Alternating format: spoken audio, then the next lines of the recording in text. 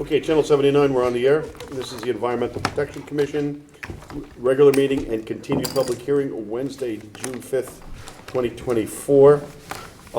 Before we get into the first item of business, I will announce that the last piece of other business, EPC 17, 2018, 1020 Post Road, 36 and 33 Oak Kings Highway South, Baywater Corbin Drive Partners. We do not have a sufficient quorum, so that's going to be delayed. So if anybody's here for that, we're not going to be talking about that. Okay. Moving on, we'll get to the continued public hearing of APC 08 2024 PL 24-47 1 Thorndale Circle TC Northeast Metro Development Inc.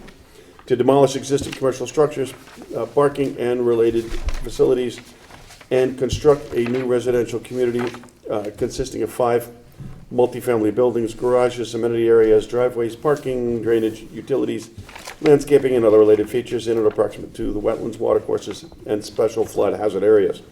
A total of 175 dwelling units are proposed.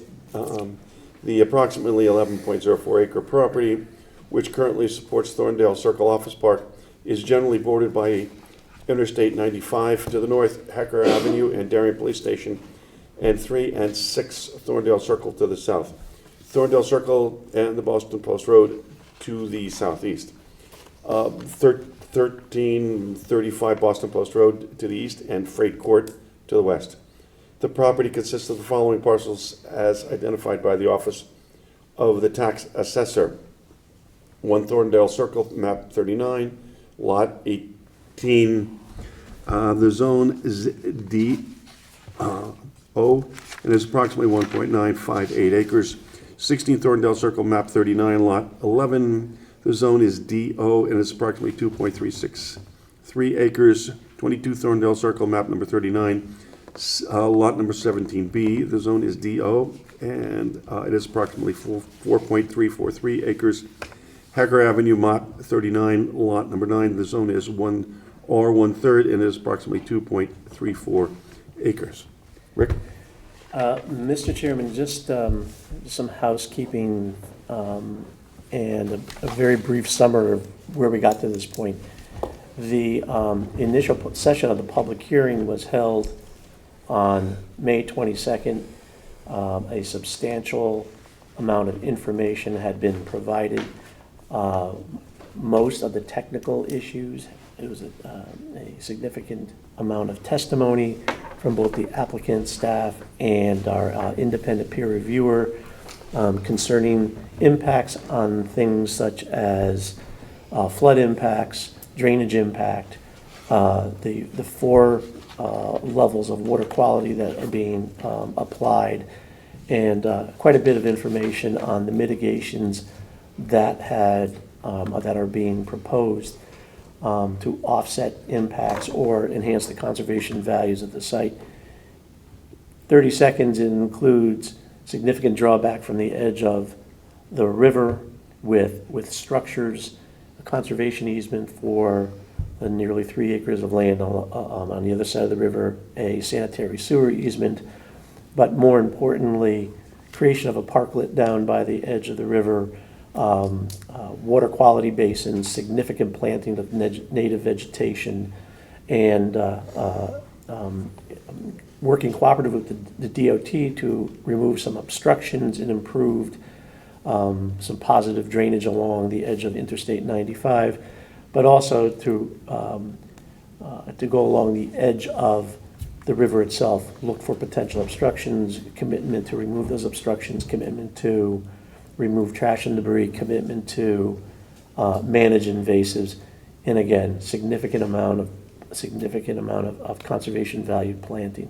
There was also an arborist report which identified trees of value and made recommendations for the applicant to follow as they move forward in the process. As a result of that hearing, the commission determined to continue the hearing to this evening to address a handful of issues that were raised at that initial hearing. We put them into a letter submitted to the applicant very briefly, it was to get a positive endorsement from our peer reviewer for engineering matters. There had been an initial review, a list of items, and although not pertinent to the findings of impact, there was a whole series of items that were identified that needed to be addressed, having to do with positive grading and buoyancy of retained systems and all sorts of things. We also published legal notice a second time to advise interested parties that the continued public hearing would be continued to this evening's meeting. Since that those publications, we've had some number of items that have been submitted for the record. And those include, there had been a revised set of civil drawings that had been forwarded to our peer reviewer in response to the questions and concerns that he had raised. There was a revised drainage report, again, in response to the peer reviewer's questions and concerns. Of course, coming with cover letters. There had been revised property and topographic surveys to clarify some notes as to the extent of flooding that was on the property. Those are references to the firm map references. We had received additional correspondence from Mr. Oben, and in wanting to ensure that issues pertaining to coverage that he had identified are addressed. We have received, as you noted, Mr. Canis's second review, which confirms that all of his issues that he initially raised have been satisfactorily addressed, except for a typo on the title block. And then most recently, we have another submittal from Mr. Klein that includes the resumes of the professionals that have been speaking to you on the details of this application, the memos concerning the recollections about drainage impact in and along the Boston Post Road, and again, it was the property surveys. I've also included my own resume to the application, but Mr. Klein and the whole team is here to outline the responses and to answer your questions, and I'm available to answer any questions you may have as well. Okay. Jay? Great. Thanks so much, Mr. Talamelli. Jay Klein of Carmody, Torrance, Sandak, and Hennessy on behalf of the applicant. Our team from the 22nd is here again this evening. There are two more folks that are joining us that weren't here on the 22nd. One is Craig Flaherty, who's sitting in the back of Redness and Mead. And another is my colleague, a summer intern for the year, Luke Shea, a Darien High graduate, and in day 3 of his time with our firm. What year were you? 2010. Good. As Rick mentioned, we are here just to hit on a couple of quick items that came up during the 22nd. First, we'll hand things off to Chris Robbins, our wetland scientist. He's going to discuss some of the comments concerning that intermittent water course that's to the northwest of the development site.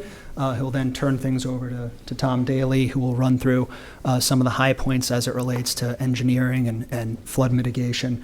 We'll invite Craig to come up quickly and speak to those correspondence that Rick mentioned in terms of safe dry access during flooding events, and then we'll offer some brief closing remarks, and of course happy to answer questions, comments along the way. So with that, Chris, do you want to come on up? I can click through for everyone. Thank you. Good evening, members of the commission. Chris Robbins, principal scientist at SLR Consulting. Thanks for having us here again tonight.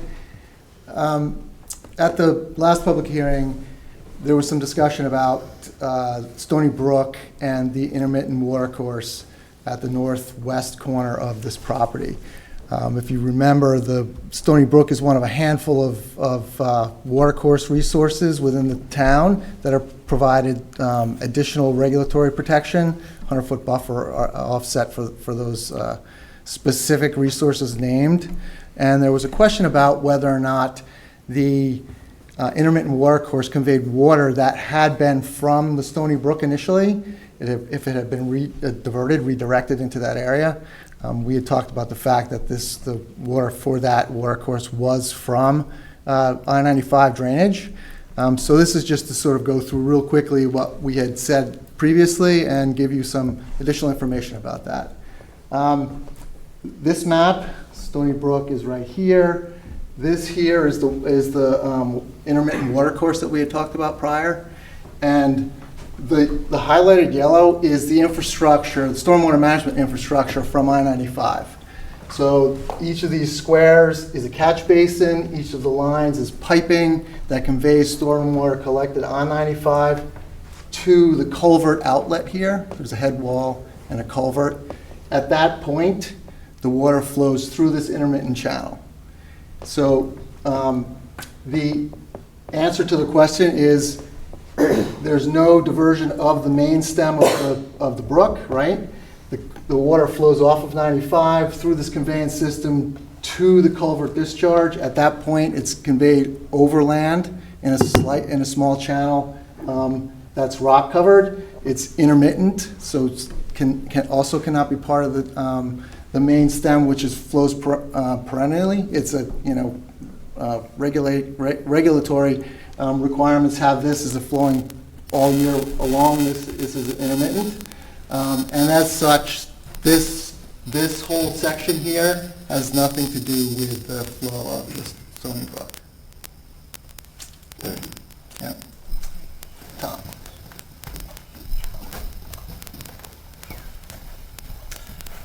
Good evening. For the record, Tom Daly with SLR Consulting. I'm a professional engineer. We really don't have much new information for you, but obviously we spent a lot of time talking about drainage. It's a really important topic for this commission and the whole town. So we went back a little bit, checked everything that we looked at, and just to reinforce some of the testimony we provided. So one of the concepts was we are doing a lot on our project in terms of improving water quality, decreasing flows. But some of the context was what you can see on the right-hand side is the overall watershed boundary map, or I guess it would be here, right here. This is the overall watershed map. That's an excerpt from a report that we prepared for the town of Darien. We were formerly known as a firm called Milo and McBroom. We prepared the Stony Brook flood control study, and that's out of there. And just to give you the context, we're at the very low end of that watershed. That watershed is about 3.2 square miles or 2,000 acres. Getting to our point, if you look at our 11 acres, and a lot of that 11 acres actually is going to go into conservation restriction, we're not actually developing it, but we're 0.5% of that overall watershed. So I think there was some testimony provided that we're really a small part. Not that we should be doing our part, we really should be, and the fact that the town of Darien makes you go back to basically a fresh meadow, a pre-development phase, is really important. But just to give you the context of the overall watershed and where we fall in that. The other thing we talked about was, so in terms of summarizing where we are, in terms of flood management, we are not proposing any fill in the flood zone. We are removing significant amount of impervious out of your upland review area. That doesn't necessarily fall into the calculations, but we feel, and as Jason presented, it's a really strong element in terms of how that whole watershed contributes. We have no development in the floodplain. As your town staff indicated, we're actually looking to put that under a conservation restriction there. And once again, that's an important element. If there's any flood storage that really occurs on our house, in our parcel, it's really in that conservation easement. So keeping that as it's in its natural area is really important. Water quality, we talked a little bit about the treatment train. There is no treatment train out there today. We love We love actually working on redevelopment jobs because we get another bite at the apple, and we get to bring a project that is basically been in the landscape for many, many years and bring it up to that new technology, and that we're a little bit smarter today in terms of best management practices. So we have a very significant best management practice and a treatment train. We're exceeding the new DEP requirement that just came out a couple months ago. So once again, you're even getting a little better than you would have if we came to see you last fall. In stormwater management, we're making significant decreases in peak runoff rates. So we have to meet your fresh meadow, but if you look at actually existing conditions, we're decreasing the flows to both Stony Brook and Thorndale by 59%. And then there was a discussion about, and then we looked at volume of runoff. It's not really something we normally look at, but this is such an important topic. So peak rate is how much water is coming out of that pipe at that peak rate, the worst case scenario. But also, let's take a look at what the total volume of the site is. And what we did was by the rain gardens, by having water quality features, that's all holding water on site. We are showing a 2% decrease in total volume of water going to Stony Brook and an 8% decrease of water going to Thorndale. So obviously there's only so much we can do in the overall, but I just wanted, somebody said, so it's just not a no net increase, we are providing a small decrease there. One other thing, one of the commission members asked if we could give you a breakdown of the impervious coverage on site. So if you look at our engineering report, it's dug in there, but this is where we are. So building makes up 2.18 acres of this is the total impervious number that we presented to you. Pavement is 2.37, sidewalk is just a little over a half acre, and then we do have about a quarter acre of permeable pavers. Not included in this number is we had some more traditional grass paver. That's just emergency access that functions essentially as a pervious material. But the pervious pavement, we still calculated that as, even though it has permeable features to it, we still included that in the calculations for impervious, even though the water will be getting into it. So a little conservative approach there, but the commission asked for a breakdown. This was included in the resubmission package too, but just want to make sure we're checking all the boxes. Thank you. And as Craig's walking up, just to provide further context on the number, the total site coverage is, what is it? I think 17 or 16% under what's permitted in the zoning regulations, so underdeveloped from a total coverage perspective. Sorry, Craig. No, sir. You're sure. Good evening. For the record, my name is Craig Flaherty. I'm a professional engineer licensed in the state of Connecticut. I'm a senior engineer and principal with the land use consulting firm Redness and Mead, headquartered in Stamford. I'm here tonight on behalf of the applicant, Trammell Crow, working as a consultant for the team, helping them with the site design. Prior to that, I had worked with Mr. Nielsen as he was evaluating the property and making decisions about its future disposition. I should say I am not here in any official capacity for the town of Darien, as I have to say on the record since I serve on the sewer commission.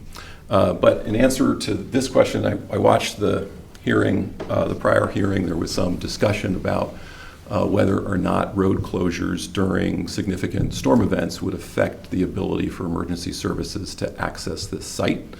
And my recollection, and I've spent a lot of time driving around town in significant storm events and talking about it, was that the flooding wasn't on Thorndale Circle or at the intersection of Thorndale Circle. The flooding was actually in front of the Land Rover dealership. And so that's what this exhibit was prepared to indicate. So yes, we get flooding at Hecker Avenue where the Stony Brook crosses Hecker Avenue, actually a little bit to the left of it, west of it.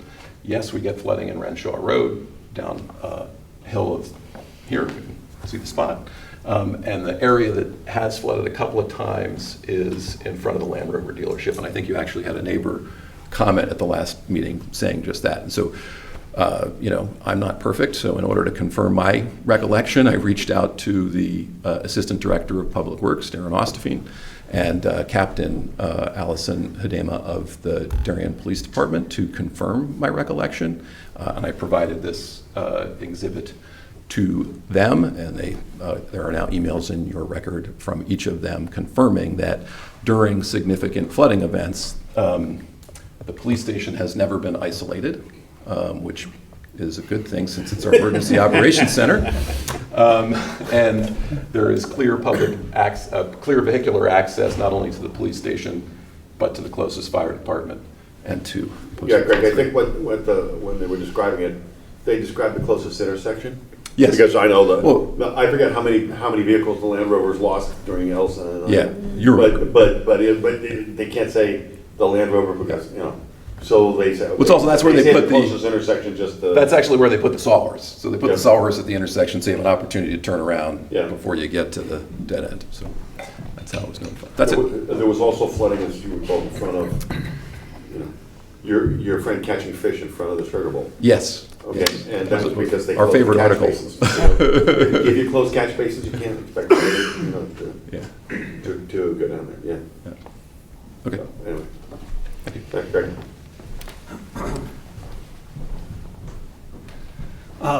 Thanks to our team. I should also mention that we provided in the record, uploaded a letter from Chris that summarizes his testimony regarding the intermittent water course too. So you have that as you continue ultimately your deliberations on this application. And we hope that this group that has heard the application will, decide and ultimately vote upon the project that's before you. As I mentioned the last time we were together, this is the first of really several applications that will be required to be filed with the town of Darien, approved by this board and other boards before a single shovel can be put in the ground to make the project that you see behind me on the screen a reality. This project will be reviewed by the Architectural Review Board, by the Sewer Commission, and ultimately several applications to the Planning and Zoning Commission to make it Have you happen. started? We have started those processes. We haven't Okay. filed Have you every had the single first one. Not yet. No, we have not had our first hearing with P&Z. Importantly, wetlands typically is required before you have a final site plan approval. And that's a good thing because each of those boards has a specific statutory and regulatory function. And the charge of this board is what's going on in that in this area right here, what's the activity in this upland review area, and what impact will that activity have on the Stony Brook and on that drainage course that Chris discussed a moment ago.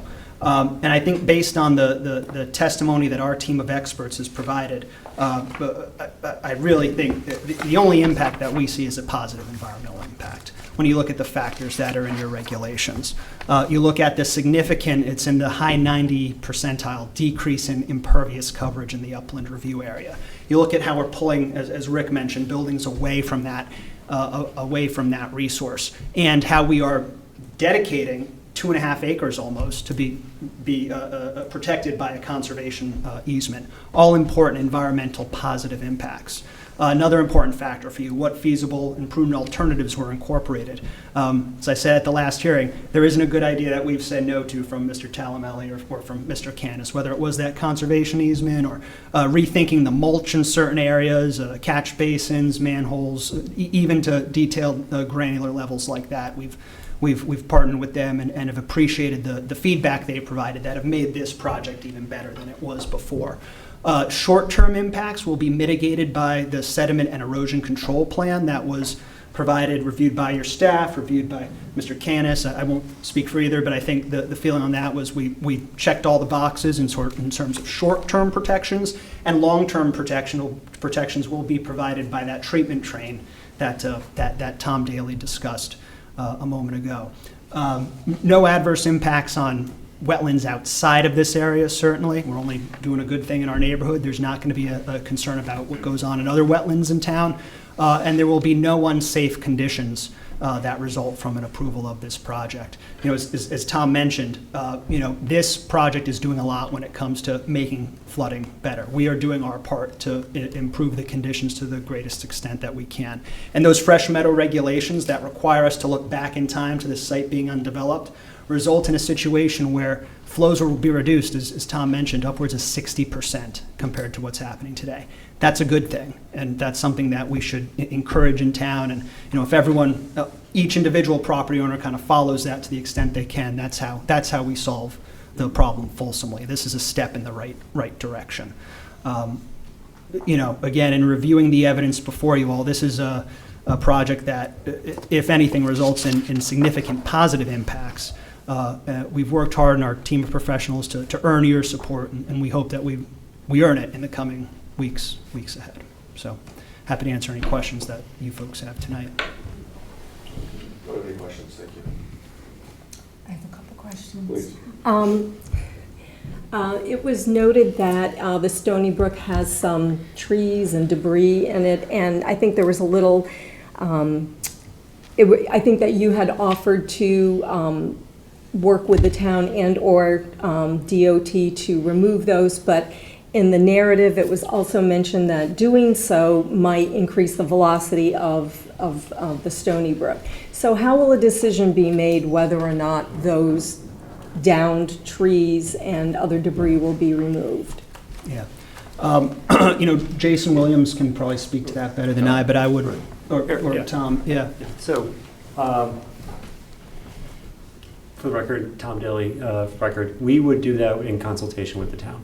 So, and really, we're looking to do down trees, right, that are obstructions, that would result in increasing flood levels, obstructing the flow there. If you go out there today, clearly the DOT has, there's trees like this, that's obvious. But I'll be honest, if there's a tree down and it's, way over in the open space and it's gonna cause more trouble than it is and too much mess, we're gonna talk with the town and that potentially is not gonna be removed. First priority is the real obstructions. And that also would occur, say we get a big storm, windstorm comes down, takes down trees, but it's really the obstructions that we're gonna focus on. We're not gonna be taking out things that are just laying there and being, we also have to get the other side of the property over the river, so we don't want to make a mess. I mean, on the one hand, if it's a large obstruction, we have a big storm event, it could cause flooding because there is something there, but then removing it will increase the velocity, so Yeah, I think the velocity, I feel that's less of an issue. Bookends, we have obstructions that are changing. So coming off, we have the DOT's culverts underneath, that's generating velocity. That way, we can't change that. This area probably is a velocity sink. It probably takes the velocity out, and all of a sudden, then you have Hecker, pushes all that back in and you get velocity again. This is probably a section that has probably the lower velocity. So I think that's less of a risk here. It's really about obstruction that would cause backwater or that a log would get picked up and get taken towards Hecker Ave. right. And that would have a really negative thing. So we're looking for trees that are floatable, that would cause more downstream issue or causing some obstruction. So, but in terms of actually increasing the velocity, I think that's a lower risk in this particular area because the two things on our two bookends are really generating the velocity or changing the velocity more than we could ever do that. okay. Yeah. And while I have you there. But I would say the way it would typically happen was, as an engineer, I would go out there, we would photo document the situation, make a determination on ourselves. We would then probably get back to the Department of Public Works and the engineering department in your community, and whether it's Darren or something, and say, hey, we did our yearly inspection. These are the things we're looking to do. Do you agree? So, and then we would not do any actions until, we'd probably have to come up with a plan on how to do that. So it would be a really back and forth discussion on that. And potentially, so it's either potentially once a year, or if we ever have a significant storm, you're doing almost an emergency response inspection. I just have a couple, I'd like to drill down a little bit on the treatment train, and I just have a couple of stormwater management questions. So, the two detention basins, I'm just going, for simplicity's sake, I'm going to call them rain gardens, although in the wetlands functions and values report and impact assessment, I think the term is used interchangeably. There's biodepressions, right. Infiltration basins, stormwater. There's no perfect name for it. So that's why I wanted to clarify this. So the two rain gardens per se are those, if I understand correctly, they are fed by runoff from undeveloped areas, roof leaders from Building A, and overflow from the northernmost underground detention system if it fills up. And then if the basins, and so if the basin, the two rain gardens fill up, they overflow into the Stony Brook via a leak off, is that correct? Well, let's start one. You're accurate. You're very accurate in terms of what's feeding those areas. Okay. So it's not the whole site. And what we did was we want to right size. We looked at those basins and we designed basins that fit the site. We could have made them deeper and steeper and retaining walls, but that didn't seem right. So we played with the watersheds and exactly what you talked about. And one of the things is by taking building B, roof water is generally cleaner, right? So that can really be taken. So what happens is once those get overflowed, they join into the same system that those underground chambers are coming to. Currently, there is a leak off that just goes off. We're actually using a pipe discharge. Okay, because I was going to ask you about that, because I think it's Yeah. mentioned In the same location, but it is a pipe discharge. Okay, because Yep. it was mentioned in here that the leak offs are being, you're getting rid of them. Correct. So I was wondering. But same yeah. exact location, we felt is important because we Okay. didn't want to create a But new it's just discharge. not that like leak off in the. Yeah, black- no, Okay. because the other thing is, once we go underground, the leak offs are really made for just where you have parking lots with no controls, because it's surface water going off. But once we go into a pipe, we have to have a pipe discharge. So, but we, yes, Joe, so right after the overflow, all the pipes kind of come together and have a single discharge point. So, And then- oh, yeah, I'm go ahead, sorry. No, go ahead. I was going to say, and then the 4 underground detention systems, those just recharge the groundwater. Is that correct? Well, no, it's really, there's 3 functions going on there. One, there is, in the lower bottom of those basins, there is water quality, and that is a recharge. So that's a smaller portion, if you looked at a cake, right? The small portion of the underground chambers are groundwater recharge, but that also helps with the thermal impacts. So comes off, stays in there, cools, it's underground, it's fairly cool. But the top 80% of those is actually stormwater detention. So those on the big storms, those will fill up. But then we have an outlet control structure, it lets it out very slowly. So it's like a bathtub, right? It'll fill up, you only have a drain at the bottom and it drains very slowly. So those underground chambers provide both function, both water quality and quantity. Okay, I was just confused by the, under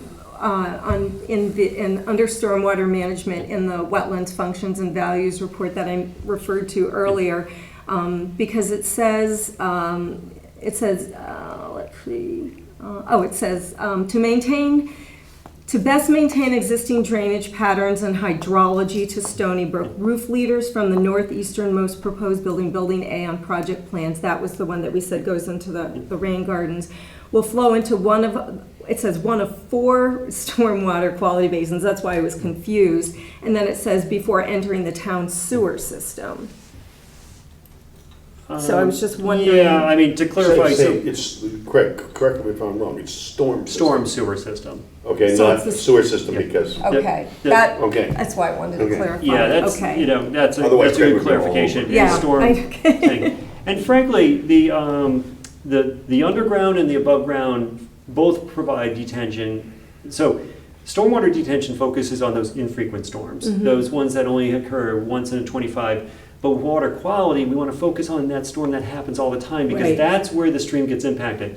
The underground chamber systems function very similar to the large basins. The above ground, really the difference is vegetated uptake, right? We obviously, the vegetation does a little better job, a little different type of job there, but the treatment train is still similar. The functions and values are a thing. It's just below ground instead of above ground. Okay, Yeah. thank you.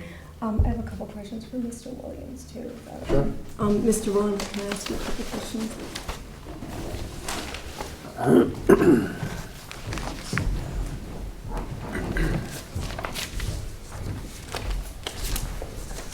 Jason Williams, Principal Landscape Architect with SLR Consulting. Okay, thank you.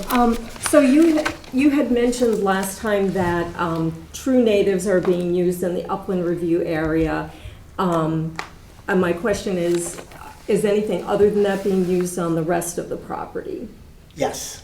Okay, so it's only in the upland review area that you're using true natives? Within the upland review area, all natives. In the rest of the site, a mix of natives and non-natives. Okay. But no invasive plants. Okay, good. And then in talking about the removal of the invasive plants, you kind of highlighted how there were different ways to remove them, that they would be removed by hand. And it's going to be there's going to be some follow-up for a period of time.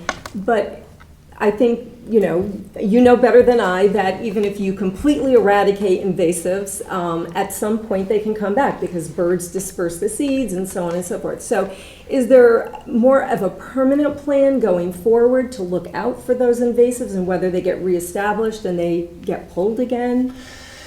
So we did submit an invasive management plan where we did revise it to get rid of the mechanical means. On our site, we have 3 years of monitoring to Yes. make sure that nothing comes I'm back. talking about kind of going forward permanently.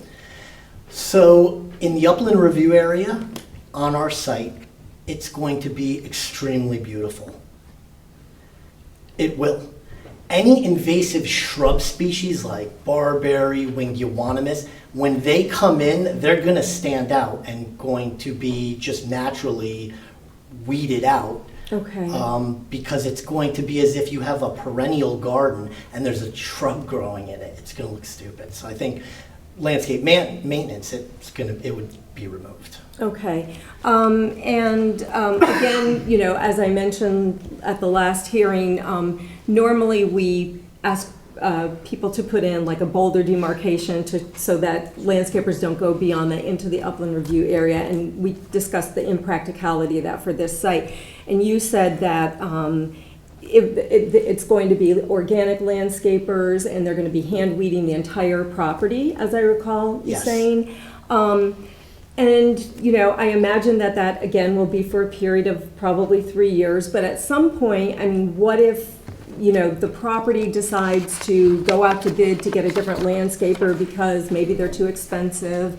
Is there a mechanism, will there be a mechanism, is there like an overall management or administrative process whereby it will always be an organic company to manage the property? Do you want to take that?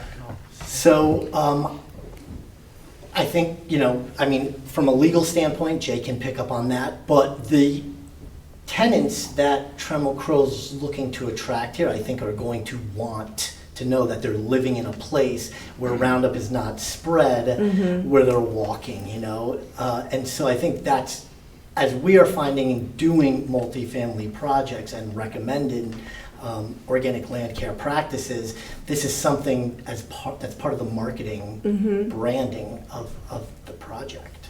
Okay. Now, how? I'll just add Oh, one point. sure. Just thanks, Jay. Jay Klein, the other thing that you can do to ensure that that's something that survives, if there is a future property owner, is, require as a condition of, certificate of occupancy issuance, that there's a landscape maintenance agreement that's either on the land records or filed with Rick and That's Jeremy kind and of what Fred. I'm getting at. Yeah, Is there a way that can to- detail. That's a good point. Yeah. So that way That's a good there's, point.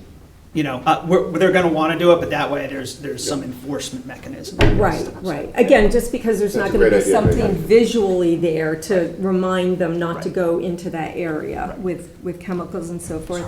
Yeah, organic land care 5 years ago was a very expensive kind of consultant or contractor. Now it's pretty much run of the mill. Even tick spraying is cedar oil now. So Okay. And then you had mentioned that there were 2 trees in the upland review area that were being removed, 2 of 13, I believe that you said. Yes. What's the reason for removing those? Are they're they in the way or? They're really in the way of the grading and the general layout of the rain gardens or the Okay. stormwater quality Okay. basins. One is a Colorado blue spruce, not native. The other one is a red maple, but it's going to be impacted by grading. Okay. And then of those new trees, you went through a whole litany of, like the numbers of trees that are existing, the number of trees that are being taken out, the number of trees that are being put in, and so on and so forth. I think that we're net losing 60 trees, but you're putting in 114. Of those new trees that are, is that not correct? No, that's Oh, correct. okay. Well, they're pulling 321 on the whole property, 321 trees on the whole property. So they're taking This out, is just the. altogether, they're taking out 174. No, there's. How many are taken out in total on the property? So we're preserving 147 trees and Right. planting 114 trees. Right, and 100, In the wetlands? no, the whole On the property. entire site. Okay. But 54 of the trees out of the 147 were classified in poor condition. Right, okay. But, okay, I understand that. But my question is, of those 114 trees, new trees, I know that they're listed and the quantities are listed, but of those, how many of them are going to grow to be sort of the size of the trees that are being removed? Or are they smaller scale trees, or are they tall shade trees? We're planting a mix. We're planting a lot of big native trees, but then also understory trees like the native Florida dogwood. So the trees that are kind of around the rain garden area, they look on the schematic, I mean, they look rather large. Are those big shade trees? The trees, let me talk to the plan. So what we have here, we have, on the corner here, we've got oaks to shade the parking lot and hop hornbeam. We're bringing in a lot of hop hornbeam, which you don't see in a great native tree. And then starting from down here, coming all the way up and wrapping around, we have dogwoods, the native dogwoods. That's the primary tree within the upland review area. But then there's a significant amount of trees that exist here that we're keeping. Right.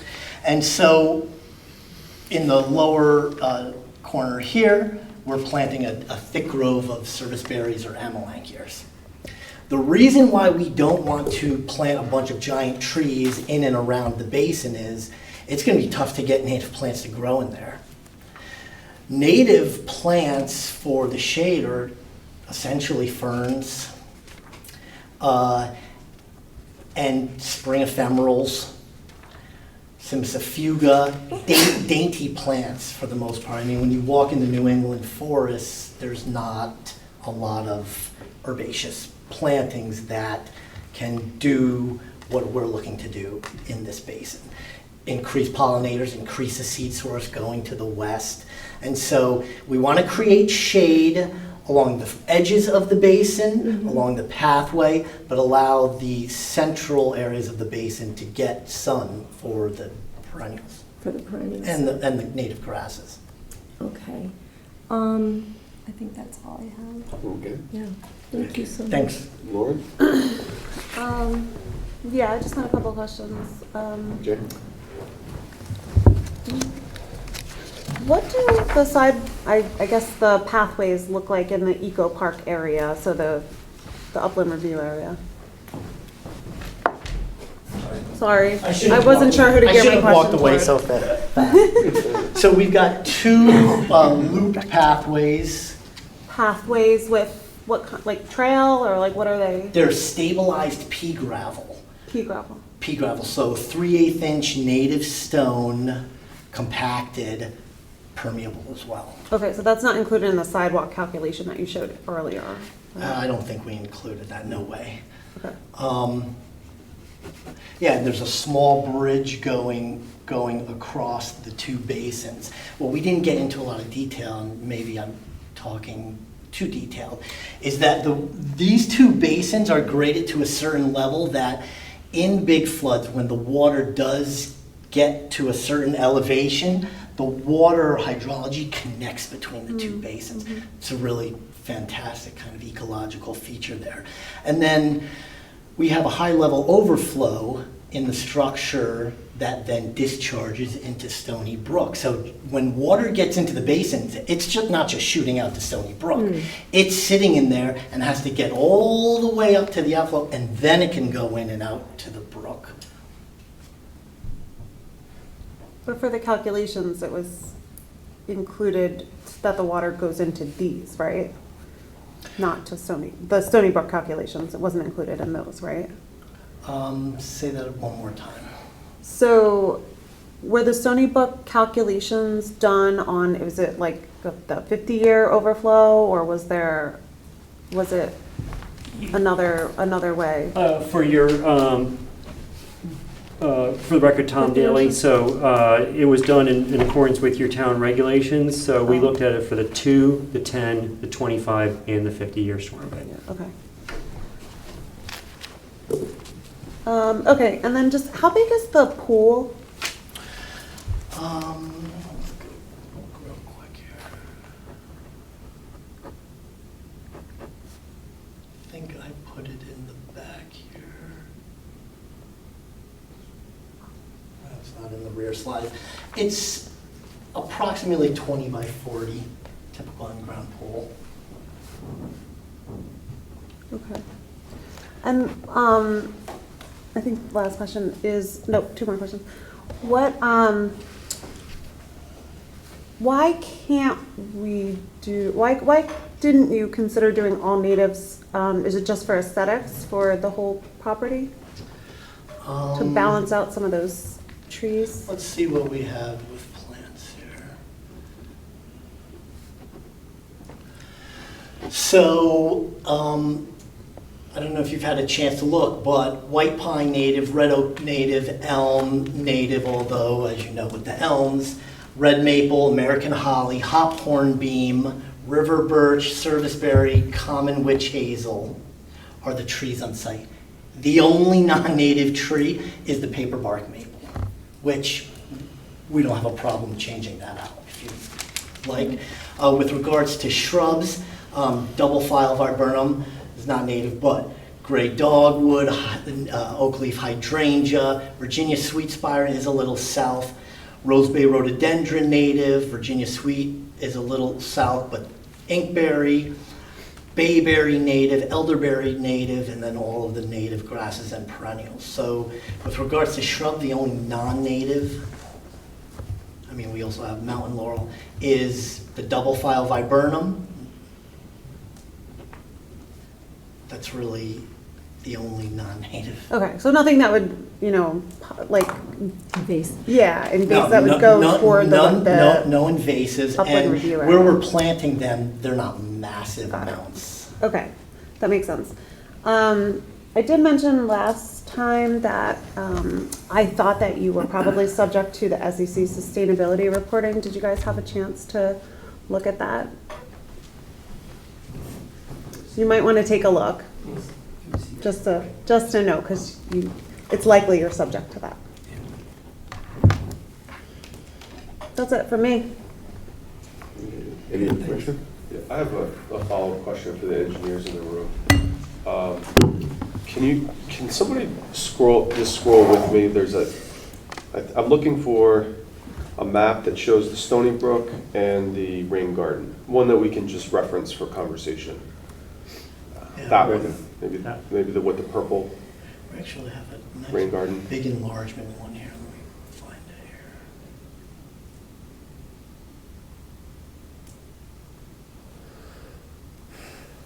There we go.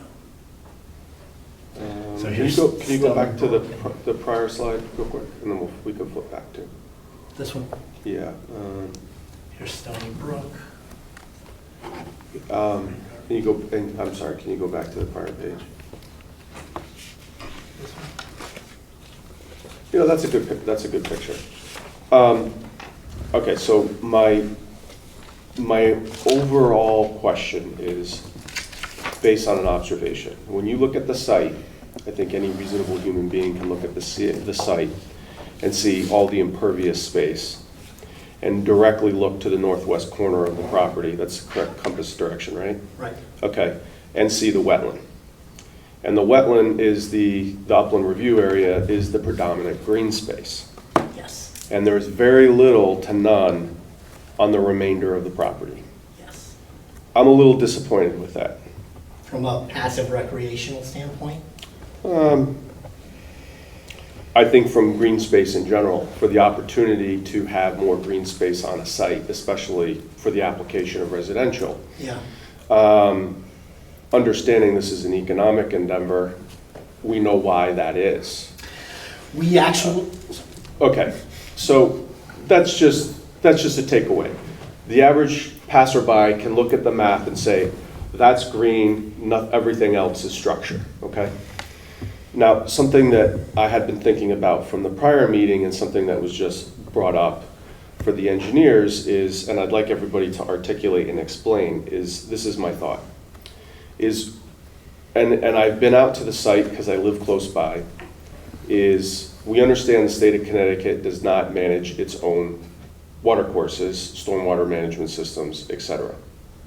We understand that the Stony Brook is a very high, has a very high velocity rate of flooding. I understand that based on a HECRAS analysis that the overall site has a very small displacement. I understand that if there's a fire hose feeding your site that's uphill from an exponentially large amount of stormwater or storm shed, you know, you can't exactly stick your finger in the dam and plug it.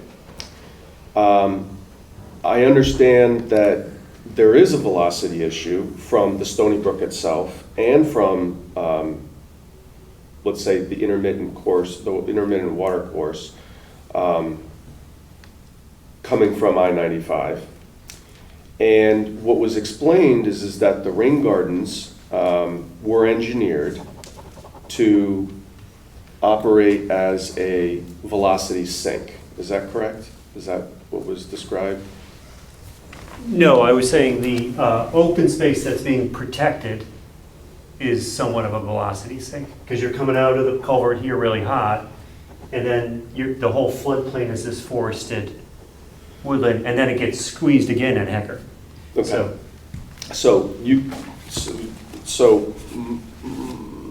My fundamental question is, if you have all the velocity of I-95 or the state of Connecticut easement, and the velocity of the Stony Brook, and the stormwater being fed from the buildings and the parking lot into the rain garden, is the rain garden going to be overwhelmed in a flood event? Is that all going to flood out? And then the last, so that was my summary. That was question A. Question B would be, would it be prudent and feasible to have another rain garden on site to take the stormwater from the buildings rather than dumping it all to the rain garden that's currently proposed? And then the third question is, all systems fail, all machines break. How is this going to break? Those are my three questions. Okay, let's take the first question. The location of the rain garden is outside the floodplain, so it's not hydraulically connected. It won't be flooded. So it's completely separate. So under a major flood event, there's no negative impact because the floodplain actually stops here on there. So it's not going to flood the rain garden. So that's good, and that's why we tried to locate this. We chose to locate it outside the flood zone. Exclusively because of the topography? Yeah, it just naturally occurs that way. But just Not the way. not groundwater. No. Hydrology won't fill it. Correct. Well, we also did test pits out here and geotech, so groundwater is not also impacting that. So that was also checked. So they're really two different things, but the basins have been designed above groundwater, so we don't have to worry about that. And they've been designed outside the floodplain, so in terms of the Stony Brook flooding, they're disconnected on that. Wait, I'm sorry. To that point, I thought you just said a few minutes ago, maybe I misheard, that overflow, if it would first connect the two, Yeah. right? In Yeah. that little central area. And then after that, it would go into the Stony Brook, right? Correct, but this is at an Overflow. elevation higher than the floodplain. Okay, So but we're overflow up would high- go into Stony Brook, right? Yes, but I think the question was, what happens if Stony Brook flooded these and went this direction, not that direction? Yeah, I didn't articulate that. I was thinking of the Yeah. reciprocal Yeah, relationship between but the they're- two, based on their proximity. They're approximate, yes, on a normal thing, but they're like this. This is in higher elevation than the floodplain, so water can't go uphill. It doesn't have the ability to flood over into the site. The floodplain elevation here is right at the river's edge. So what happens is the water will come into here, flow into here, and then flow downhill at the discharge into Stony Brook. But it's at an elevation that it can't back water and flood the system. So we didn't have to calculate that worst case scenario. And we've done projects where we have stormwater basins in the floodplain, and we have to look at that. That's not the case here. Topography is working in our advantage here. In terms of additional rain garden, we meet all the standards of your requirements. We didn't need. We do have some other small biodepressions that are located throughout the site. They're not really included in the equations, and that's why you'll see some terminology on rain gardens. Jason has found some other biodepressions. There's another basin way over here. That's a smaller basin. So there's more than just the 4 underground and these two. There's other stormwater elements, but they're small. They're more in the traditional rain garden approach as opposed to that. They're small enough that they didn't get figured into the calculations. They just had more. In terms of overall maintenance, I think we presented here, we're not proposing anything exotic. These things are all best management practices that are pretty much traditional. What we think is we have picked ones that are well suited to the site, and I think that hopefully goes to maintenance. We're not picking anything that's exotic or is forced. And then second of all is we have put together a maintenance plan. So yes, I will be the first to admit every stormwater maintenance system, everyone needs a good maintenance plan, right? They have to be maintained. In terms of in a catastrophic failure, I think one of the reasons is this treatment train. We're never relying on that one feature. We start with deep sumps in the catch basin with town staff. They asked us to put hoods on those so we have protection. Those then go to swirl concentrators or vortex units. Then they go to the underground or the basin. The other thing about this is you've seen many projects where there's just one basin at the bottom of the hill, right? And everything. By breaking this into 4 different pieces, we're distributing that flow thing. So we try to, so I don't see a scenario where you would get an all failure at once, but I totally agree that the maintenance plan and going with the comment you said about, hey, do we need to put something on the land records about the organic? I think we would be agreeable to, and we've done it before, where that stormwater management plan also gets put on the land records. So it's a holistic approach, invasive species, stormwater management, landscaping plan. That's a deed restriction or some type of restriction on the land records that anybody in the future, and also your town staff, has an ability to regulate that. And granted, they can always go back, but somebody can say, hey, it's on the land records, people. You should be doing this. So it can be it doesn't have to be just invasive. It can be a comprehensive document that we've done before. Can I just have a quick question? Those little depressions, those that are near the buildings that are, I forget the letters of it. No, down by Hecker. There's one near the police station. Yeah. Last time you had mentioned that they don't just fill up, that they do actually drain, but where do they drain to? To the overall system. To the underground detention? Underground, yes, to the underground. So the only discharge we have is, we have really 2-point discharges. Thorndale, right, because there's already drainage in Thorndale. We have a small portion of the site about here is a high point, and that naturally goes to Thorndale. And then just the one discharge that we talked about, which is the old level spreader. There's no other discharge points to that. We have a small amount of water going to Hecker, but that's just the lawn that is located along Hecker. And the discharge that you mentioned that's on the eastern side over there, that's the one that goes into the storm sewer? Correct. Okay. And ultimately, we know Thorndale ultimately gets... Not the sanitary sewer? No, not the sanitary.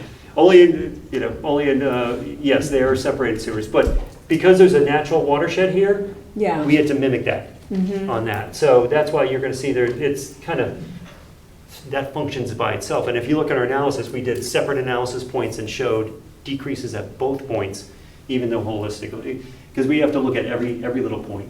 So, so I think in terms of overall maintenance, I think, you know, it seems like we had some really good dialogue with the commission about putting this land record. Jay, right? Yeah. Correct me if I'm wrong. Yeah. It's not the first time we've done that. We've done this on many other projects, and it could be a comprehensive. You have all the documents. We've already given you all.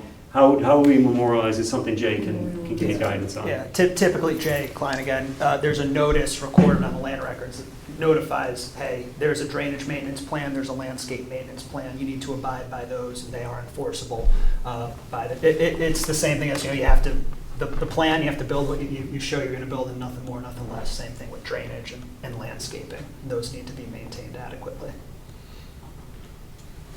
Okay, should we ask Mr. Canis to comment on my Yes, question? I was going to get to Joe in a second. Is there anybody else for? Okay, Joe, I'd like you to get you on the record to make sure that you're okay.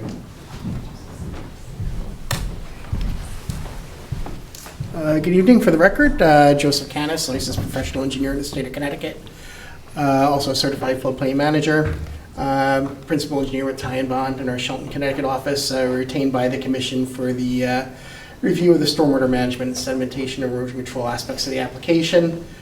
We did issue a letter dated June 4th. We reviewed the applicant's resubmission materials, and all of our comments have been satisfactorily addressed, except for that one minor issue with the title block on the survey, which can be addressed as a potential condition of approval. So yeah, we're satisfied that it's compliant with the town's regulations. With respect to maintenance, that's a very good point. Maintenance for stormwater systems is key.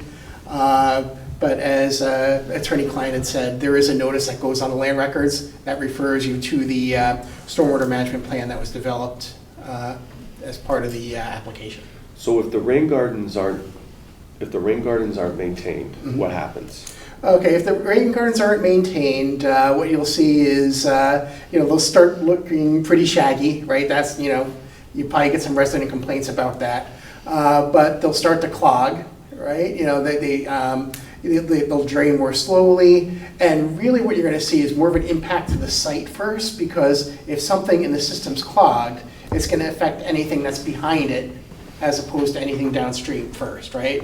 So you might start to see, some ponding around catch basins, ponding around the rain garden. So those are things that residents are going to pick up on, and they're going to complain to the building management company. So those should be addressed, I would say, pretty quickly. And also something else to point out too is that the town does have the ability to enforce the maintenance agreements. So somebody could complain to the town, and the town has the ability, because it's recorded on the land records, to ask the property management company, okay, where are your land records? Where are your maintenance records? Okay. So there is the town does have that hammer to do that. Okay, so one example is that the manhole covers pop, or the catch basins backflow out onto the parking lot. What would happen to the rain garden abutting the Stony Brook?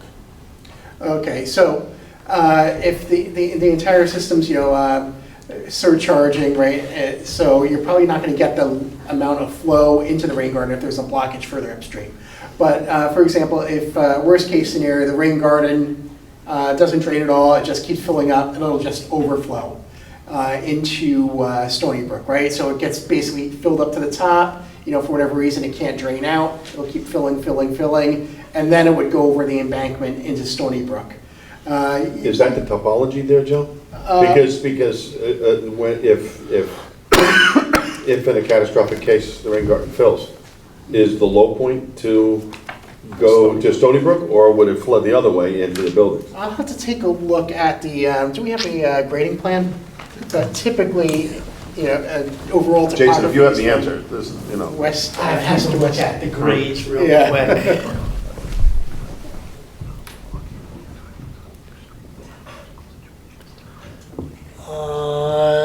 It's that 100% going across Stony Okay. Brook.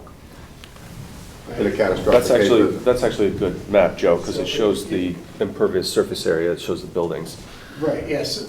So if this rain garden system here were to fill to the brim, and then as it starts to go over the crest of the berm, yeah, it would go into Stony Brook.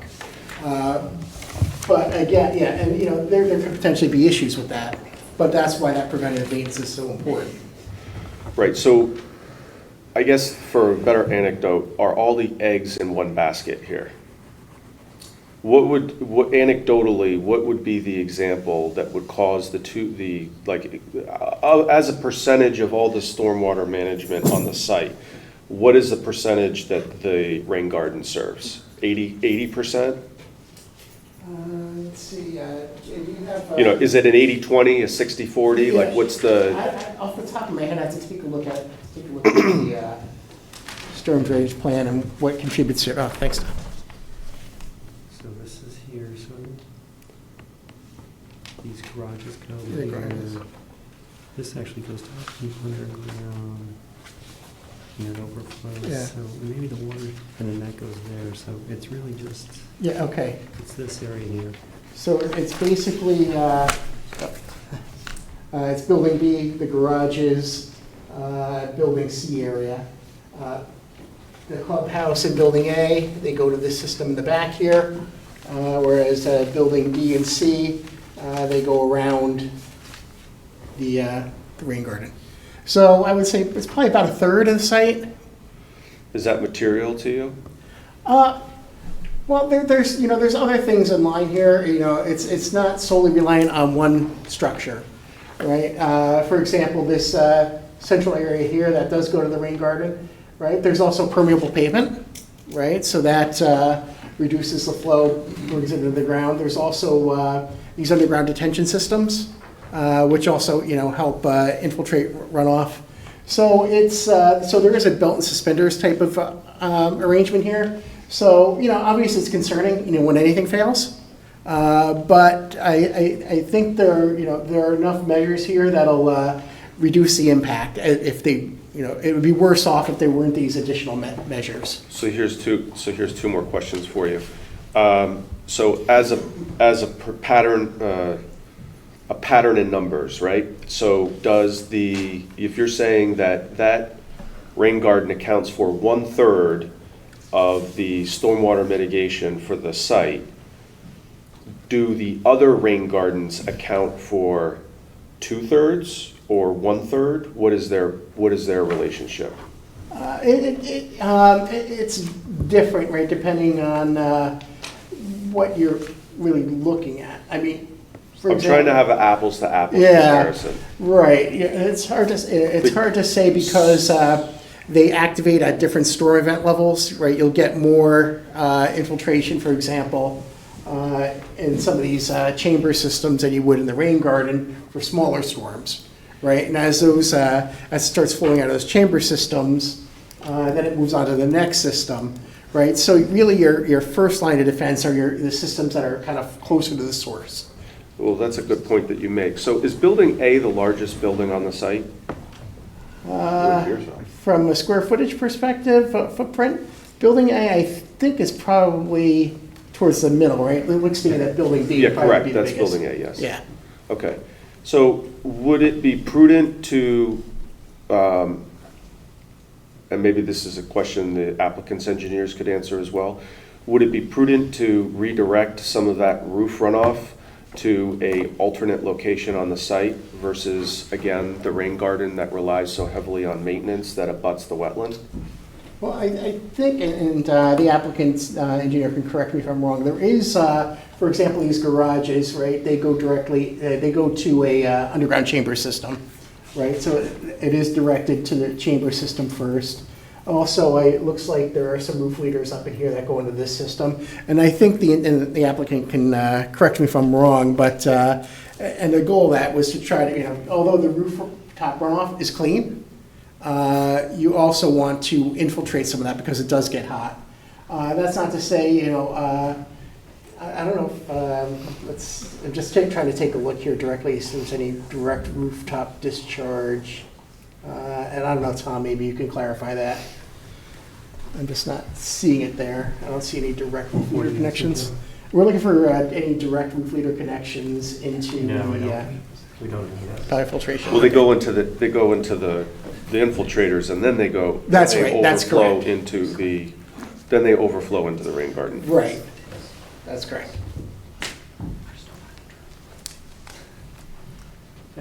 I would, just for the record, Tom Haley, I would say the lion's share of the project does go to the underground chambers.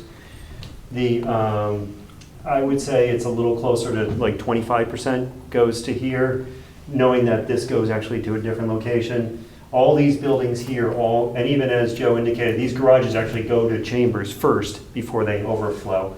We have a high-level overflow here at the outlet control structure. So that's actually an emergency overflow before it would actually overbank here. So we try to put additional protection in there saying that, say the pipe got clogged here, the top of this grate is actually emergency overflow over there. So that ability to go over the bank is pretty low. In terms of the overall maintenance of the rain garden, it's our opinion that there easily can be maintained. And even if, as Jay said, if it gets a little rough, or I forget the term, a little scraggly, it still functions very well. I think, to be honest, calling this a rain garden is a little bit, granted, I think you said that we use the biodepression. Rain gardens are more these micro, small areas. This is really starting to meet the definition of bioinfiltration basin, stormwater basin. So I understand, probably before you, rain gardens, small little rain gardens, even if you put them in your yard, take a lot of maintenance. You have to maintain them like a garden. One of the reasons here, I think Jason talked about, is we are doing such a strong planting plan initially that it's going to be so robustly planted that a lot of those non-native species won't even be able to get a foothold in there.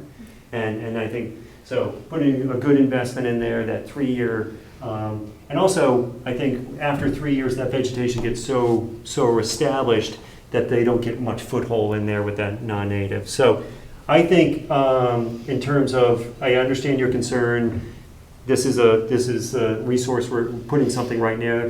I think the fact that there's not a lot of pressure in terms of the overall stormwater drainage. I would say it's more closer to 20-25% in terms of the overall site going to there. So to follow your nomenclature, Tom, what would you call that? I'm sorry? Well, the DEP calls it, and Joe, I'd like to get your opinion, but I would say it's a enhanced stormwater basin. It's a biodepression or bioinfiltration. Right, yeah. Bioinfiltration basin is somewhat a term. The DEP has a manual. Many times we pick the best elements, but I think rain gardens that's a small element. I would say a traditional rain garden shouldn't really be much more than what's here. That's what you see in front yards. This functions much more, there's much more going on here.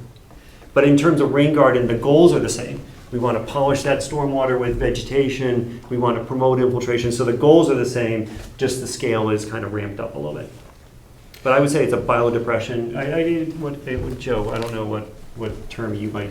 Yeah, I think biodepression would be a good term for that. Yeah. Right. And again, Joe Canis for the record. Another thing too with thinking about maintenance is the good thing about these depressions, anything that has like a pond, or, if it be a rain garden biodepression, is you can see what's going on, right? You can see that it needs maintenance, which is a nice thing about those features. They're not always practical everywhere because you have space constraints, but that is one of the nice things about these ponds and things like that is you can actually go out there, see if there's an issue, right? It's not, buried under somewhere you get to pop open a manhole cover.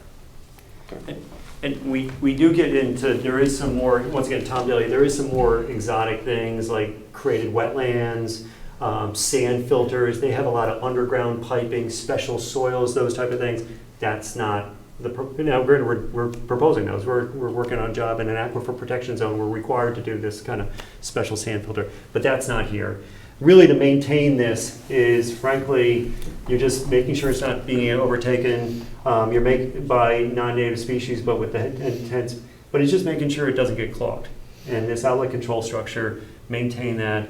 But frankly, if you we have so many protections here that it's going to take a lot of effort for any clogging to get to here, because with all the catch basins, with the hoods, the swirl concentrators, they're all protecting that before it even gets to it. And then one of the reasons by taking roof leader, you don't get that debris or that sediment into there. So for the record, you're saying that the applicant is saying that the bioinfiltration area accounts for 25% of the stormwater runoff, or the stormwater system. I'd have to run the exact numbers, but in terms of the context of just the overall site and the watershed that's getting there, yes. Yeah. So the items that are doing most of the work are the Coltex, or the below ground infiltrators that would potentially never reach the rain garden. Correct.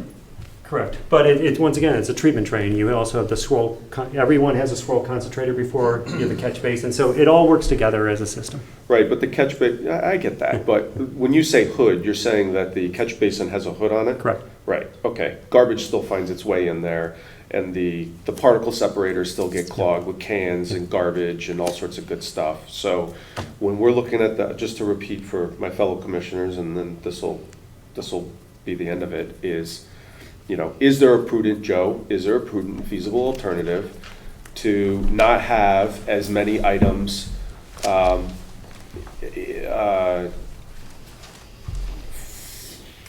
overcharging, discharging, flowing into the bioinfiltrator that abuts the Stony Brook?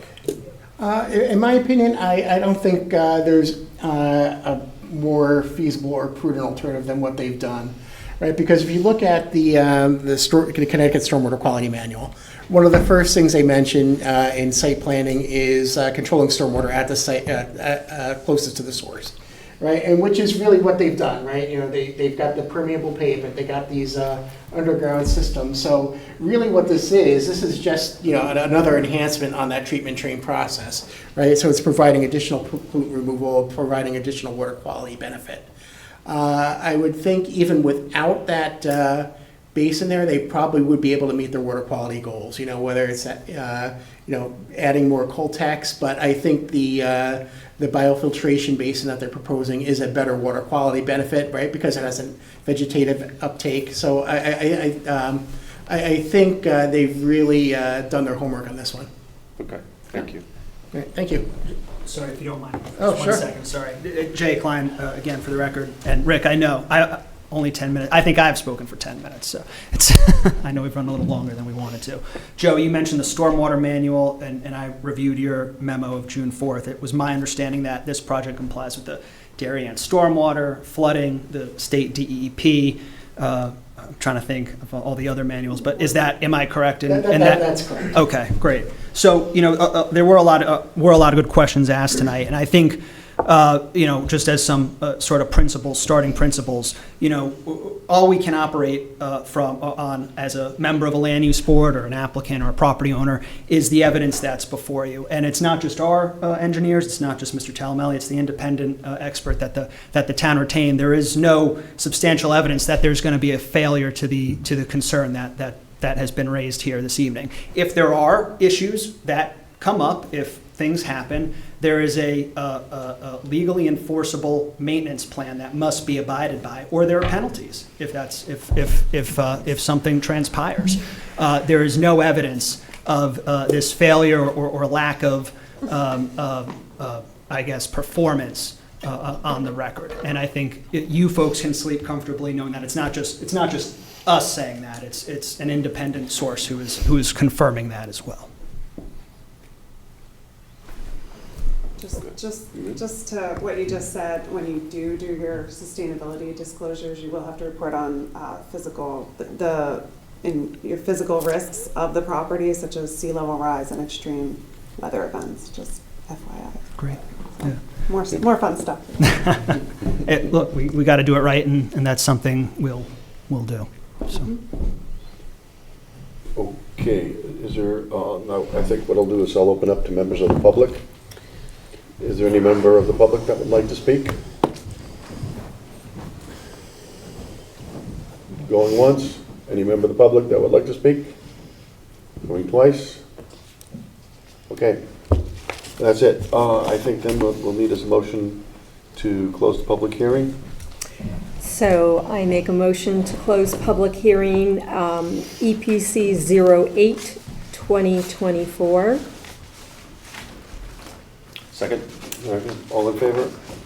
Thank you. Thank you, gentlemen, for your time and all the effort. Yes, thank you. Have a good night.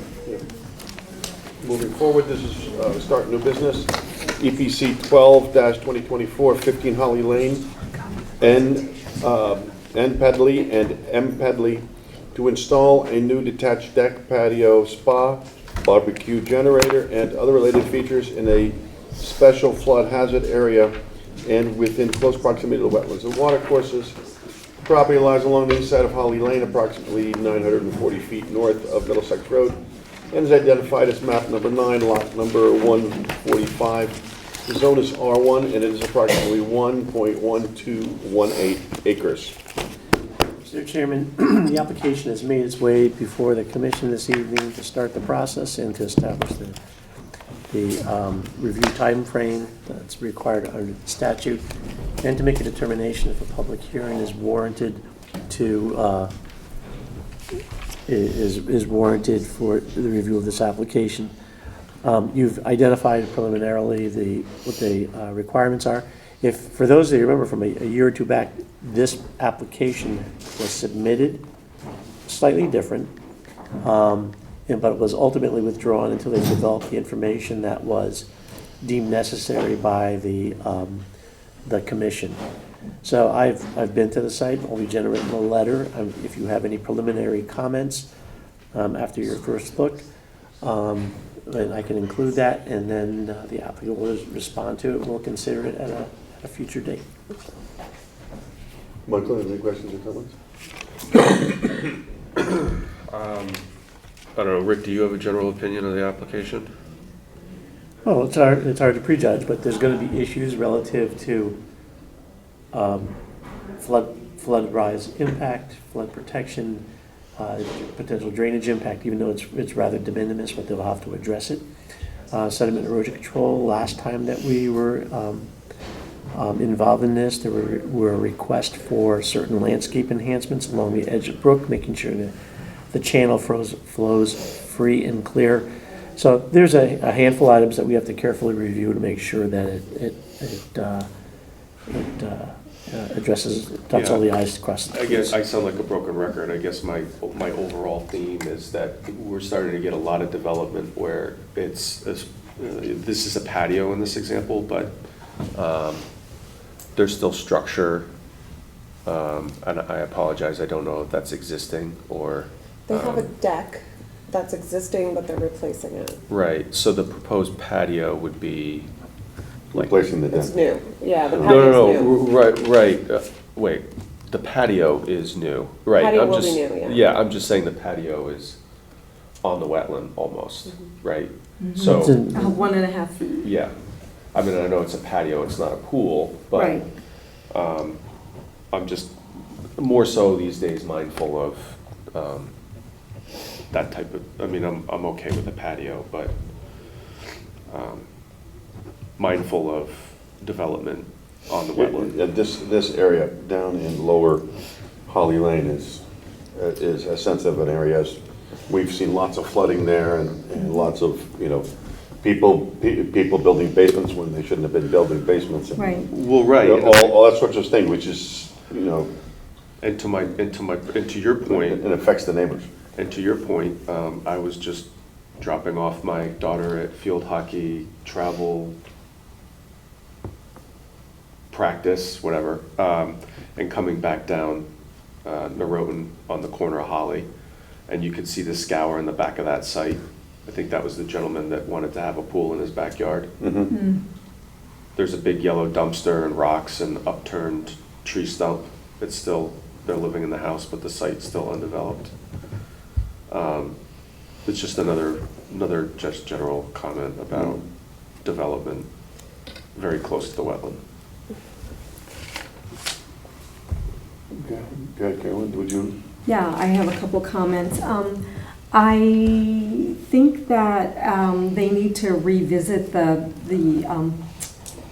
plant list. They, have suggested a lot of plants for, for the property, sort of a buffer around the wetland area, which is sort of surrounds the house. But most of the plants on the plant list are not native.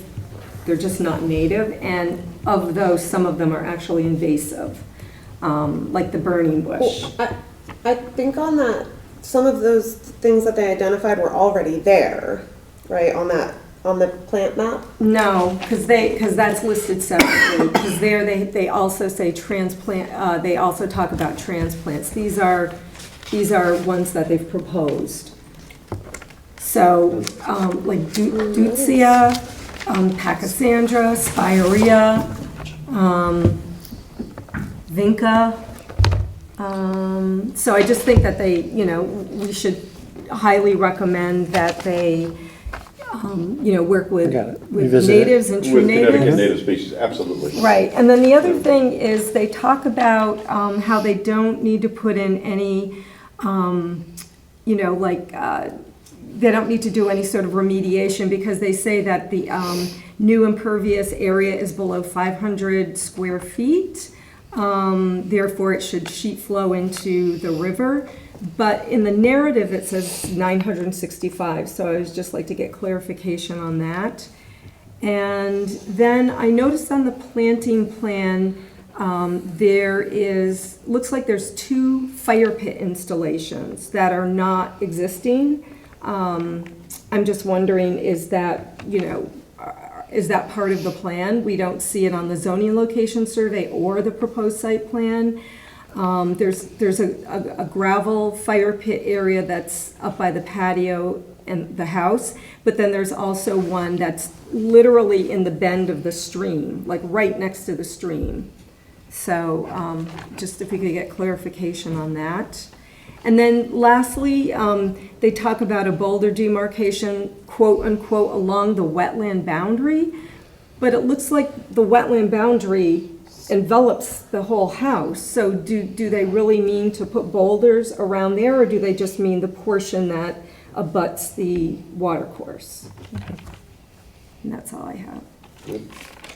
Great comments. I don't know what map you were looking at, or I was looking at, but to me, it wasn't clear which plants were existing and which were new. Was that Well, if clear there to you are guys when invasive you looked at plants, the map? if there are invasive plants in our upland review area and in the wetlands. Which is yep. the whole site. Right. Which is the whole site. It's I like think a- what we can it's do like is a- sit there and go, okay, Rick, but we Yeah. would like you to take a look at that and review that Yeah. with So the this is- applicant to Right, so which- to sit there and say, hey. See no. that list? These Yeah. aren't all new. These are existing plants. Do you think? What tells you these, that? Because I went there.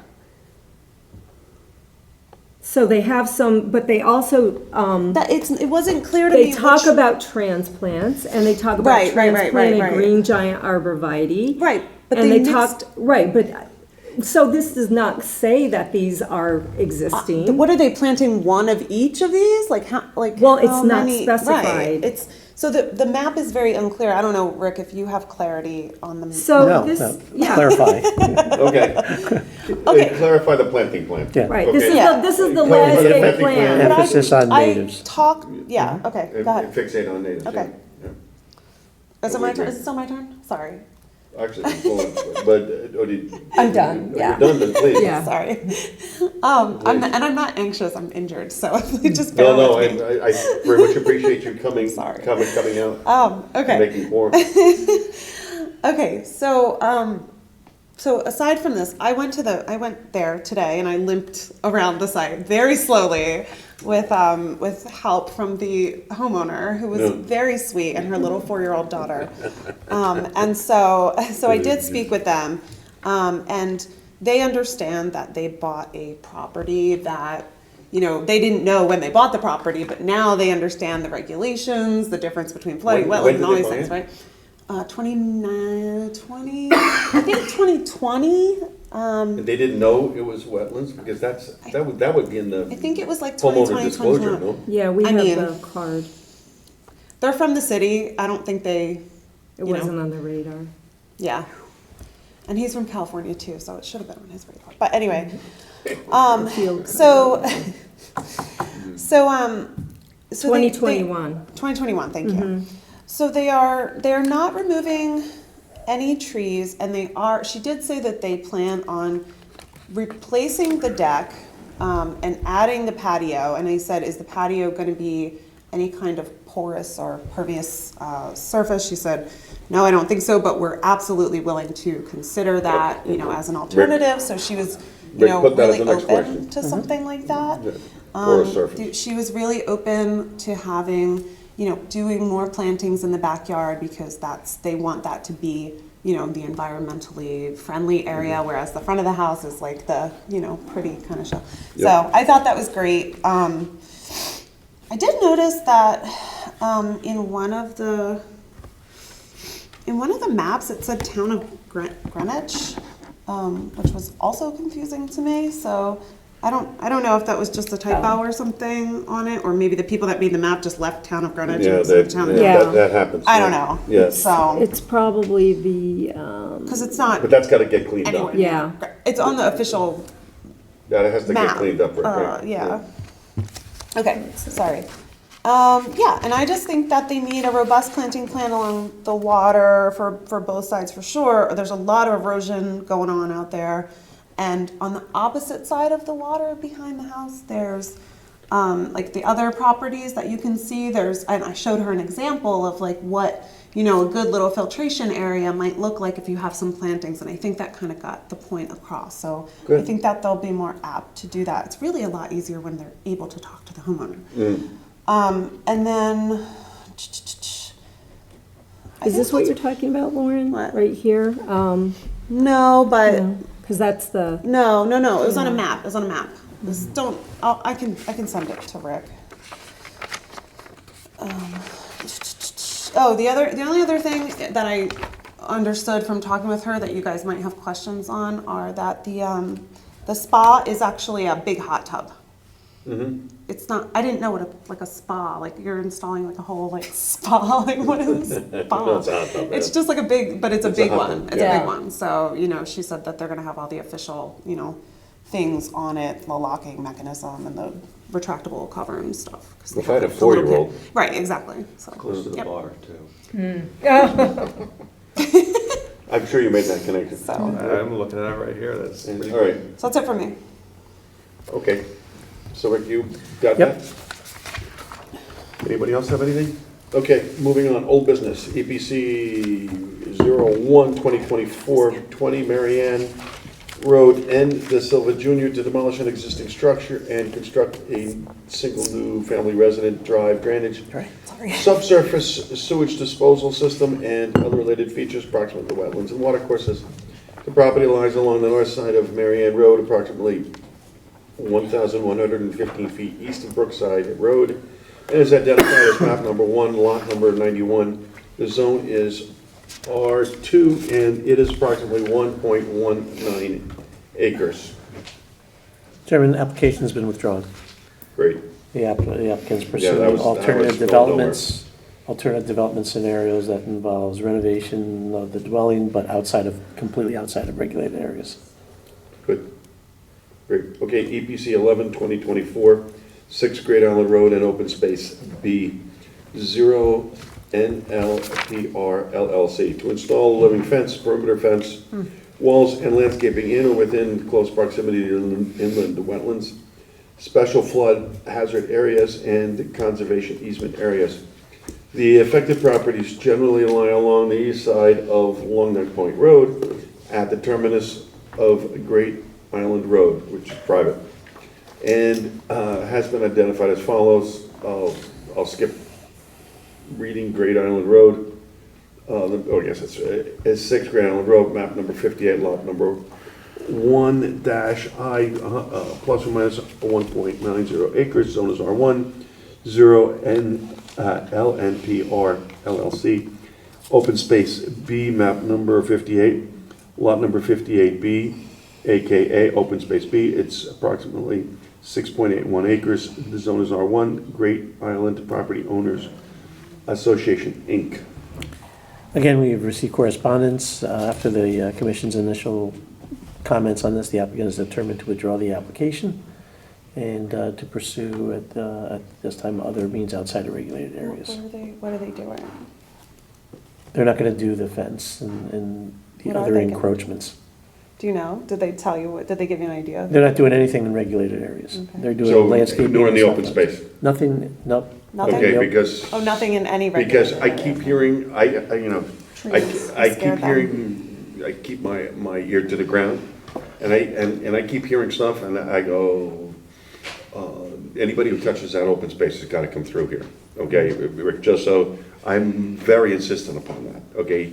And we can say no to say no, if we don't think it's in the long-term interest of the wetlands and watercourses. And so, that's just sort of a message to you, Jeremy, et cetera, that we approved the widening of the road, the change of that, the town of Darien picks it up, okay, but this was a good example of them trying to move in and start making changes here. And it's because I'm particularly concerned about future parking lots, stuff like that would not, in my personal opinion, would not fly, okay, with the commission. So I just want to, forewarned is forewarned. So anyway, moving on. Approval of minutes, April 3, 2024, regular meeting. Commission members received a copy of that. I assume Jim Millard did his normal editing, although I haven't seen it. No, he's going to present it tomorrow. It's just a minor, Okay. nothing of great Any significance. commissioner have any questions or comments for Rick on the minutes of April 3? Just the only thing I would say is that with regard to the narrative on St. Nicholas Road, I would just add my name as one of the commissioners who expressed concern about the unregulated structure in the back of the property. I think I talked about it ad nauseum and I wasn't mentioned, so if you could add my name. Okay. Good point. With that change, anybody else? Okay. May I have a motion to approve the minutes? I make a motion to approve the minutes from EPC April 3rd, 2024 with the adjustments just stated and with Jim Millard's adjustments that are coming in tomorrow. Second. All in favor? Oh, sorry. Aye. Okay, thank you. There's no agent approvals. Other business, EPC 02-2021, 7 Buttonwood Lane, R. Carey and M. Christophe to construct an in-ground pool, patio, and other related features in and approximate to the wetlands and watercourses. Property lies along the north side of Buttonwood Lane, just west of Brookside Road, and is identified as map number 5, lot number 7. The zone is R1. It is approximately 1.833 acres. Permit modification to eliminate an existing rain garden and to install alternative native landscaping. Rick? So Chairman, the brief memo that I prepared for this highlights what the request is. Back in 2021, prior to me being employed here, there was an application that was presented to the commission for an in-ground pool and other related features in the upland review area on the property, included a fence, and again, and other related items. Pertinent to the overall design was landscaping and the creation of a small rain garden on a portion of the property. The rain garden was going to be up in the back left-hand corner, and it was going to be planted with a variety of vegetation. The site was going to be graded in such a manner that whatever drainage ran off in that direction was going to get the filtration of that rain garden. An inspection was done in December of 2023 and prompted by a request from the landscape designer. When we had noted that the rain garden had not been constructed in that upper left-hand corner, had been constructed in an area closer to the house. It appeared to me that the soil materials, the dimensions were different, the landscaping was somewhat different than was proposed, but more importantly, on a private piece of property, this basin was, over a couple times of looking at it, it was filled with water and wasn't draining. When you have, you know how we just had this prolonged discussion on Thorndale about where do they belong, how should they be constructed, and this is a good example, is that there's more design details that are required than a typical, you dig a hole and you throw some vegetation in it. So what was going to be an environmental enhancement supposedly really was more of a nuisance for the homeowner. It wasn't functional, it wasn't draining. Who wants standing water in their backyard? You know, when they talked about Thorndale, they did test hole information, they separated from the floodplain, they kept the bottom of that basin above the limits of seasonal high groundwater. So it wasn't going to be sitting in groundwater for some prolonged period of time. This wasn't, I didn't think, fitting the bill. When they brought it to their attention, the landscape designer and the owner are here this evening, and to give you some more background on it. But they've come up with a proposal which, personally, I think is a better response. It's going to provide, so they had an established limit of where they can encroach to. It's been bordered by a split rail fence. It separates the developed portions of the property from the coarser kept, more natural pieces of the property. And we're eliminating the rain garden, which wasn't really functioning properly, and doing a more densely planted mulch bed along the fence line that is going to get rid of manicured lawn, provide filtration, physical separation, and uptake from the plantings. And it's going to really harden that barrier between the developed uplands and the more native portions of the wetland. As you probably gained in the last 2.5 or 3 years, I'm not a huge fan of rain gardens, not of rain gardens, but rain gardens on private property, because they do require attention and maintenance. Yeah. And they become shaggy when they are not, and they become a nuisance if they don't drain, and people hate them ultimately, and 9 times out of 10 they get filled in and there's no repercussion. A rain garden or biofiltration basin in the scenario that was on Thorndale, in my opinion, is the perfect situation for one, where it was designed appropriately. It is going to be, there's a maintenance plan, long-term maintenance plan, and it's the kind of scenario where it is you have either a commercial operator or a professional that's going to be responsible for the maintenance, and you have a lot of people that are going to be very observant and dissatisfied if it doesn't work properly. This one, It's in the corner of the property. and this kind of thing, and again, they've gone through the reasons why the contractor at the time changed it. No, they ran into roots, high groundwater, it wasn't draining properly, boulders, it was a whole thing. So this is a better solution in your mind? My mind, this is a better solution. Separates the developed space from the undeveloped space. You have a hard line from a fence that you have already permitted.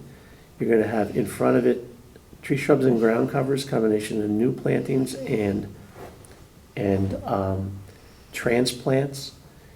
It's going to widen that buffer by, I gave you the dimensions in there, I think up to 10 or 12 feet. And it's going to be, a mulch base, and I think it's going to filter the runoff more effectively than a little pocket of standing water. Anybody have any questions or comments? I don't, thank you. No? Will you specify that it's 10 to 12 feet? It's whatever it's on the plan. Okay. She's done a nice architectural curve to it, so it gives it a little bit Yeah. of look to it. It's just a straight line. Right, and it's also all true native plants.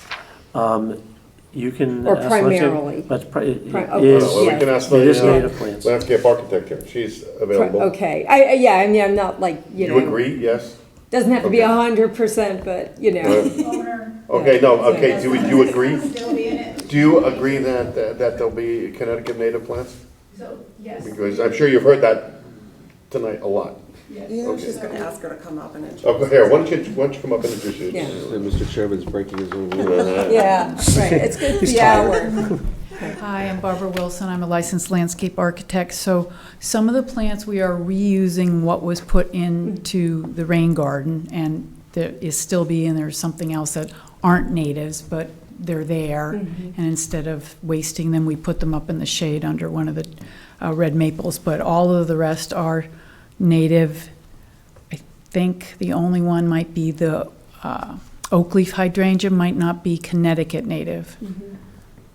But they primarily. Yes, yes. Okay. And then the only other question I have is with regard to filling in the rain garden. You know, obviously, when the rain garden was created, that soil was carted away somewhere. Right. So how do we do that when we need wetland soil, or we just use topsoil to fill it in? I mean, it's very de minimis, it's not very deep. It's not, so, True. Yep. I mean, it's gonna be just, I imagine, just some topsoil that's Yes. going to fill, it's not deep at all. Okay. And one of the things I questioned was the dimensions. So Yeah, because it's smaller than it originally was it's smaller, supposed less to be. volume, but was enough to, because of its interaction with the groundwater and surface water, it was ponding a lot. Right. Even as a homeowner myself, I would. Yeah, want no, something I to pond actually some think, close to I the house. agree with you. I think having the, you know, the wetland buffer running the entire perimeter of that area is going to do a lot more to filter the runoff than that non-functioning rain garden. So that's all I have. I'm sorry that happened to you. But thank you for your diligence and follow-up, and I think this is a great idea, and I hope it works. I'm looking forward to getting rid of the puddle. Yep. Yeah, I bet. Rick, you have a consensus of the commission, No, I would say that you're voting to approve the proposed modification, and then all the same conditions of the permit remain in full force and effect. Right. Essentially, when it's done, it's gonna be Barbara's responsibility to supervise the installation and to certify it was done in accordance with the plan. so I need a motion to Approve the modification of blah blah as proposed. Carolyn? So we make a motion to approve for EPC, a motion to approve the permit modification to eliminate an existing rain garden and install alternative native landscaping for EPC 02-2021, 7 Buttonwood Lane. I second. All in favor? Aye. Done. Thank you.